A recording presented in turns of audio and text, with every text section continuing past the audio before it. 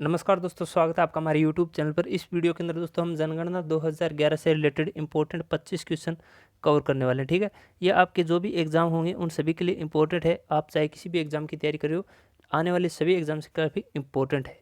ठीक है, और दोस्तों क्वेश्चन शुरू करने से पहले हम 2011 की जनगणना के बारे में कुछ बेसिक जानकारी जान लेते हैं। तो सबसे पहले दोस्तों जानकारी ये है कि भारत में जनगणना का कार्य जो अंग्रेजी शासन था, तो सर्वप्रथम 1872 में लॉर्ड मेयो के काल में प्रारंभ की गई थी। ठीक है, सर्वप्रथम जनगणना कब हुई थी? 1872 में लॉर्ड मेयो के काल में।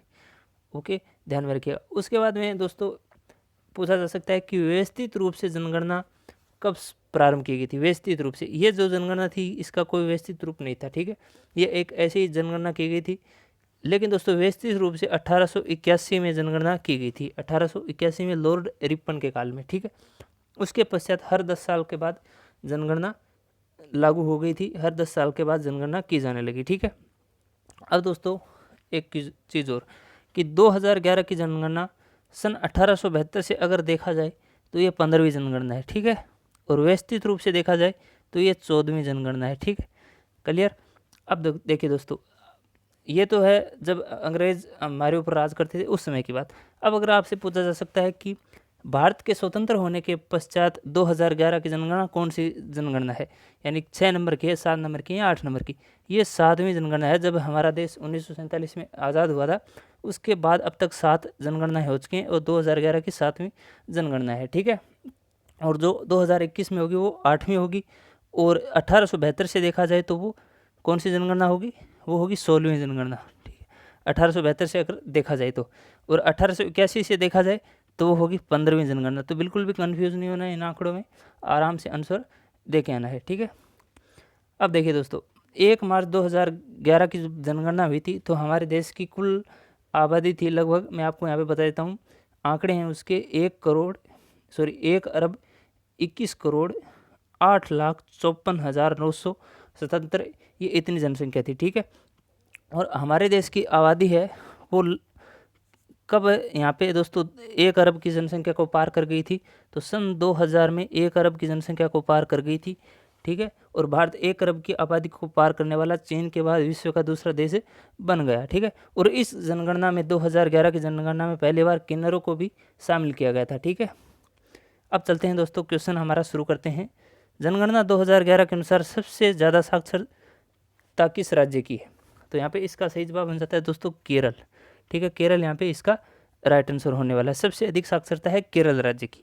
ओके, अब देखिए क्वेश्चन नंबर 2 है, किस राज्य में साक्षरता सबसे कम है? तो सबसे कम साक्षरता यहाँ पे दोस्तों बिहार की है। ओके, आगे देखिए क्वेश्चन है हमारा 3 नंबर, भारत में 2001 से 2011 में साक्षरता दर में कितने प्रतिशत की वृद्धि हुई? 2001 से 2011 में साक्षरता दर में, तो ये वृद्धि हुई थी 8.2%। ठीक है, इसका राइट आंसर होगा ऑप्शन नंबर 1। और यहाँ पे नोट करने वाली बात यह है कि दोस्तों वर्ष 2001 में साक्षरता दर कितनी थी? 64। पूछा जा सकता है 64.8% थी 2001 में साक्षरता दर। अब 2011 की हो चुकी है तो उसके अंदर कितनी साक्षरता दर थी? 73%। ओवरऑल पूरे इंडिया की साक्षरता दर, इसके अंदर महिलाएं भी हैं पुरुष भी हैं। ठीक है, अब देखिए आगे क्वेश्चन है हमारा 4 नंबर, वर्तमान भारत में प्रति 1000 पुरुषों के मुकाबले महिलाओं की संख्या कितनी है? तो ये 943 है। ठीक है, 943 इसका राइट आंसर होगा। क्वेश्चन नंबर 5 है, भारत में पहल यानी 0 से 6 आयु वर्ग का लिंगानुपात कितना हो गया है 2011 की जनगणना के अनुसार? तो इसका सही जवाब है दोस्तों 1000 बच्चों के पीछे 927। ठीक है, मतलब 1000 लड़कों के पीछे 927 लड़कियां हैं। तो ये लिंगानुपात है 0 से 6 आयु वर्ष के जो बच्चे हैं उनका लिंगानुपात। आगे देखिए क्वेश्चन नंबर 6, केरल में प्रति 1000 पुरुषों के मुकाबले महिलाओं की संख्या कितनी है? यानी कि केरल का लिंगानुपात यहाँ पे पूछा गया है। तो इसका सही जवाब है 4, 1084। सर्वाधिक लिंगानुपात केरल राज्य का है इसके अंदर। ठीक है, आगे देखिए क्वेश्चन नंबर 7 है, सबसे कम लिंगानुपात कहाँ पर है? सबसे कम लिंगानुपात है दोस्तों हरियाणा का। ठीक है, याद रखिएगा, सबसे कम लिंगानुपात है हरियाणा का। और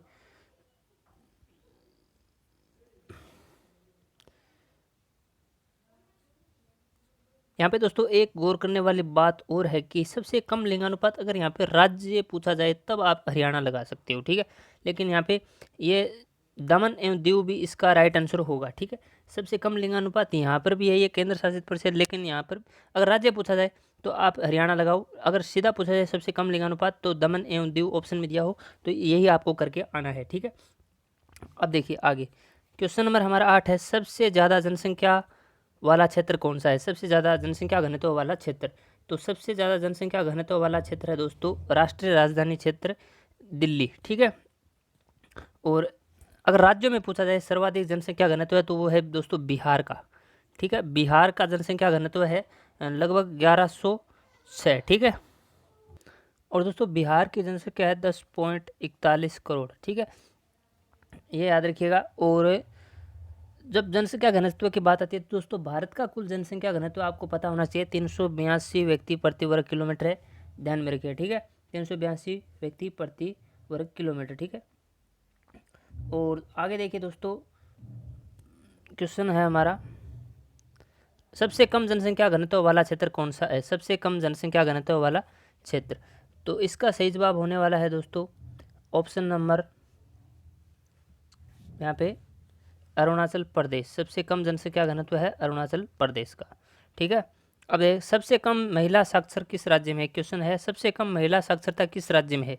तो सबसे कम महिला साक्षरता दोस्तों बिहार के अंदर है, ऑप्शन नंबर 1 इसका राइट होगा। और सबसे अधिक महिला साक्षर वाला राज्य है दोस्तों केरल।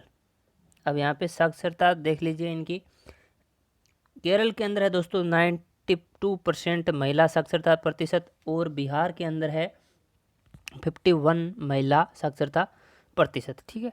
अब देखिए निम्नलिखित में से सही कथन है, देखते हैं दोस्तों सही कथन कौन सा है।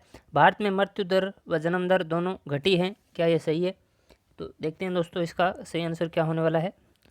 तो वो दोस्तों ये कथन बिल्कुल सही है, भारत में मृत्यु दर एवं जन्म दर दोनों घटी हैं, जबकि भारत में मृत्यु दर और जन्म दर दोनों बढ़ी हैं, ये गलत है।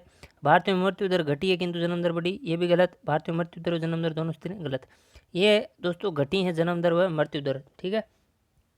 आगे देखिए क्वेश्चन है हमारा 12, जनसंख्या में बच्चों का एक बहुत बड़ा अनुपात निम्नलिखित में से किसका परिणाम है? तो ये किसका परिणाम है दोस्तों? यहाँ पे ऑप्शन इसका होने वाला है उच्च जन्म दर, ठीक है, उच्च जन्म दर। सन 2011 की जनगणना के अनुसार भारत में सर्वाधिक लिंगानुपात वाला राज्य कौन सा है?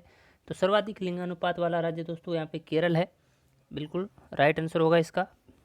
2011 की जनगणना के अनुसार भारत में जनसंख्या की दृष्टि से सबसे बड़ा राज्य है, जनसंख्या की दृष्टि से दोस्तों उत्तर प्रदेश सबसे बड़ा राज्य है यहाँ पे, ठीक है। और इसके अंदर दोस्तों उत्तर प्रदेश के अलावा दोस्तों सर्वाधिक जनसंख्या वाले 4 राज्य और हैं, 3 राज्य और हैं, जिसके अंदर एक महाराष्ट्र है। उत्तर प्रदेश की जनसंख्या लगभग 20 करोड़ हो चुकी होगी, ठीक है, ये 2011 की जनगणना के आंकड़े हैं दोस्तों, 20 करोड़। महाराष्ट्र के लगभग 12 करोड़, कुछ ऊपर भी हैं लेकिन मैं आपको बता रहा हूँ, इतना ही याद रहेगा आपको। बिहार की 10 करोड़ के लगभग मान के चलिए, और पश्चिम बंगाल के हैं 9 करोड़, ठीक है। ये 4 सबसे बड़े राज्य हैं भारत के जो जनसंख्या के मामले में, ठीक है। और जो सबसे छोटा राज्य है वो है दोस्तों सिक्किम, एक है मिजोरम, ये सबसे छोटे राज्य हैं जनसंख्या के मामले में, ठीक है। और इसके अलावा लगभग दोस्तों यहाँ पे 5 शहर भी हैं जनसंख्या में जो सबसे बड़े हैं, मुंबई है एक तो, और एक दिल्ली है, एक कोलकाता है, और फिर उसके बाद में चेन्नई, बेंगलुरु, ठीक है। ये सबसे बड़े 5 शहर हैं जो जनसंख्या की आबादी। क्वेश्चन है जनसंख्या की दृष्टि से विश्व में भारत का दूसरा स्थान है, पहला चीन का है, शुरू में मैंने आपको बता दिया था। आगे देखिए सन 2011 की जनगणना के अनुसार भारत में जनसंख्या घनत्व कितने व्यक्ति प्रति वर्ग किलोमीटर है? तो ये दोस्तों है 382, ठीक है। अब देखिए भारत में ऊंची जन्म दर के कारण क्या हैं? तो ये दोस्तों क्या हो जाएगा, उक्त सभी है। ऊंची शिशु मृत्यु दर है, कम आयु में विवाह है, परिवार नियोजन की कमी, ये सभी ऊंची जन्म दर के कारण है। प्रश्न नंबर 18 है, भारत में जनसंख्या की क्या स्थिति है? जनाभाव है, जनाधिक्य है, संतुलित है, उक्त में से कौन? तो जनाधिक्य इसका राइट आंसर होगा दोस्तों, अधिक जनसंख्या है। भारत में ग्रामीण जनसंख्या का प्रतिशत कितना है? जो गांव में जनसंख्या निवास करती है उसका प्रतिशत है लगभग 68.8%, ठीक है। सबसे अधिक आबादी गाँव में ही रहती है भारत के अंदर, और बच गया वो शहरों का हो गया, ठीक है। भारत में विश्व की कितने प्रतिशत जनसंख्या निवास करती है? भारत के अंदर विश्व में की पूछा जाए तो यहाँ पे दोस्तों लगभग 17.5% जनसंख्या निवास करती है पूरे विश्व की, भारत के अंदर केवल। आगे देखिए क्वेश्चन नंबर हमारे किस है, भारत में जनसंख्या वृद्धि का कारण कौन सा नहीं है। देखते हैं दोस्तों इसके अंदर कौन सा कारण नहीं है। तो इसका परिवार नियोजन ये कारण नहीं है जनसंख्या वृद्धि का, ठीक है। बाल विवाह है, धार्मिक अंधविश्वास है, गरीबी है, ये कारण है जनसंख्या वृद्धि का, लेकिन परिवार नियोजन ये कारण नहीं है, ठीक है। आगे देखिए प्रश्न नंबर 22 है, 2011 में देश की जनसंख्या कितना भाग कार्यशील जनसंख्या है। तो लगभग दोस्तों 40% कह सकते हो, 39.8% जो जनसंख्या है वो कार्यशील जनसंख्या है, यानी कि रोजगार में लगे हुए लोग हैं। वर्ष 2001 की तुलना में 2011 में हमारे देश में लिंगानुपात क्या हुआ, बढ़ा, घटा या फिर अपरिवर्तित रहा। तो लगभग बढ़ा है दोस्तों, आपको पता होगा 2001 का जो लिंगानुपात था वो 2011 के अंदर काफ़ी बढ़ा है, ठीक है। और दोस्तों देश के अंदर एक क्वेश्चन और बन सकता है कि 10 लाख से अधिक जनसंख्या वाले कुल कितने शहर हो गए हैं देश के अंदर 2011 की जनगणना के अनुसार। तो लगभग 53 जो सिटी हैं वो 10 लाख की आबादी से अधिक वाले शहर हो गए हैं इंडिया के अंदर, ठीक है। तो ये भी आप ध्यान में रखिएगा। एक क्वेश्चन और है दोस्तों कि भारत में सर्वाधिक आबादी वाला शहर कौन सा है। तो उसका आंसर होगा मुंबई, ठीक है। और 2011 में विश्व की जनसंख्या कितनी थी अगर आपको पूछा जाए, तो विश्व की जनसंख्या आप ध्यान में रखिएगा 690.87 करोड़, ठीक है। 690.87 करोड़ ये पूरे विश्व की थी, ठीक है। अब तो काफ़ी हो गई, 750 के आसपास भी पहुंच गई होगी, लेकिन ये 2011 की जनगणना के आंकड़े हैं, ठीक है। और दोस्तों एक क्वेश्चन और भी ध्यान में रखिएगा कि वह अवधि कौन सी है जिसके अंदर भारत की जनसंख्या में कमी आई। तो ध्यान में रखना दोस्तों 1911 और 21 एक ऐसा दशक था जिसके अंदर भारत की जनसंख्या में कमी दर्ज की गई थी, ठीक है। और एक क्वेश्चन है दोस्तों कि किस महाद्वीप में जनसंख्या वृद्धि दर सर्वाधिक है। महाद्वीप में दोस्तों पूछा जाए तो अफ्रीका ऐसा महाद्वीप है जहाँ पे जनसंख्या वृद्धि दर सर्वाधिक है, ठीक है, ध्यान में रखिएगा। अगर दोस्तों कोई क्वेश्चन छूट गया, कोई पॉइंट आपको बताने से, तो आप कमेंट जरूर कर दीजिएगा, ठीक है। तो दोस्तों आज की इस वीडियो में इतने ही क्वेश्चन हैं, मिलते हैं नेक्स्ट क्वेश्चन में, तब तक के लिए बेस्ट ऑफ लक। अगर वीडियो अच्छा लगा तो लाइक शेयर और सब्सक्राइब जरूर कीजिएगा। Thank you.